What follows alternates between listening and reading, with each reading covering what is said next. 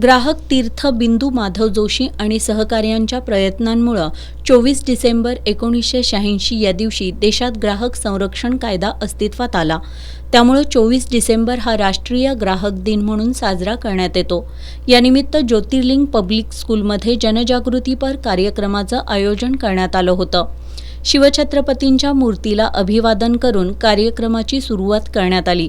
या कार्यक्रमात बोलताना अखिल भारतीय ग्राहक पंचायतीचे पन्हाळा तालुकाध्यक्ष कृष्णात जमदाडे यांनी सध्या प्रत्येक वस्तू MRP पेक्षा जादा दरानं न विकण्याचा कायदा असला तरी MRP निश्चित करण्याची प्रक्रिया पारदर्शी नसल्यानं उत्पादक MRP निश्चित करताना मनमानी करतात, त्यामुळे ग्राहकांची लूट होत असल्याचं सांगितलं।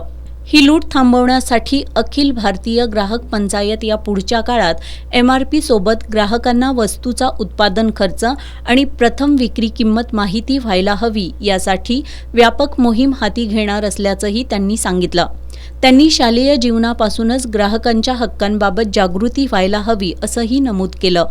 संस्थापक शिवलिंग कळंत्रे आणि मुख्याध्यापिका सविता कळंत्रे यांनी अखिल भारतीय ग्राहक पंचायतीच्या जनजागृतीपर उपक्रमाचा विद्यार्थ्यांना व्यावहारिक जीवनात फायदा होईल असा विश्वास व्यक्त करत भविष्यात ग्राहक पंचायतीच्या सहकार्यानं विद्यार्थ्यांसाठी प्रात्यक्षिकांसह मार्गदर्शनपर सत्रांचं आयोजन करण्याचा मानस व्यक्त केला।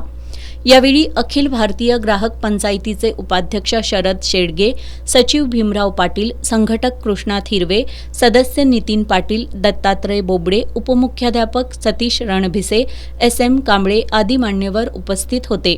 योगिता शेवाळे, वैशाली माने, मोनाली पांढरे यांच्यासह 9वीतील विद्यार्थ्यांनी या कार्यक्रमाचं नेटकं संयोजन केलं।